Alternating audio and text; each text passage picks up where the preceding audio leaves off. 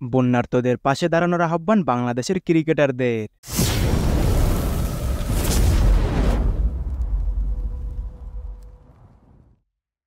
ভয়াবহ বন্যার কবলে পড়েছে ফেনী, সুনামগঞ্জ, মৌলভীবাজার, হবিগঞ্জ সহ আরও অনেক জেলার লাখ লাখ মানুষ।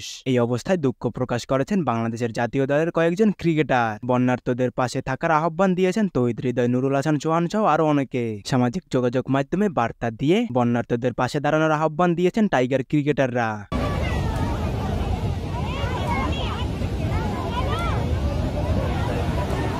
বাংলাদেশের জাতীয় দলের ক্রিকেটার ও বাংলাদেশ এ দলের ক্রিকেটাররা এখন ব্যস্ত আছে মাঠে, তবুও বাংলাদেশে কি ঘটছে তা নজরে রেখেছে তারা। এদিকে বন্যার্তদের পাশে দাঁড়ানোর কথা জানান বাংলাদেশের ব্যাটসম্যান তৌহিদ হৃদয়। ফেসবুকে তিনি লিখেছেন, কি লিখবো, কি লেখা উচিত। নিজেকেও অসহায় মনে হয় যখন সরাসরি দেশের কোনো দুর্যোগে পাশে থাকতে পারি না।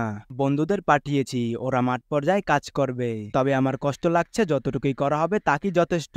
তবুও করতে হবে, সবাইকে এগিয়ে আসতে হবে। শুধু এখন না, পানি নেমে যাওয়ার পর পর্যন্ত বন্যার্তদের পাশে থাকতে হবে।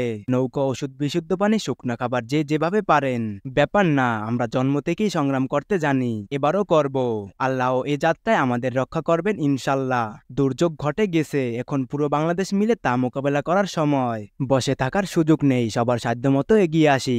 এদিকে বাংলাদেশের সাবেক পেসার রুবেল হোসেন বন্যার এই পানি কোথা থেকে এসেছে তা নিয়ে প্রশ্ন করেছেন। তিনি লিখেছেন, এত পানি কোথা থেকে এলো, কেনই বা গভীর রাতে সব গেট খুলে দিল? এই অসহায় গরিব দেশ কি এই প্রশ্নের উত্তর কোনোদিনই জানবে না?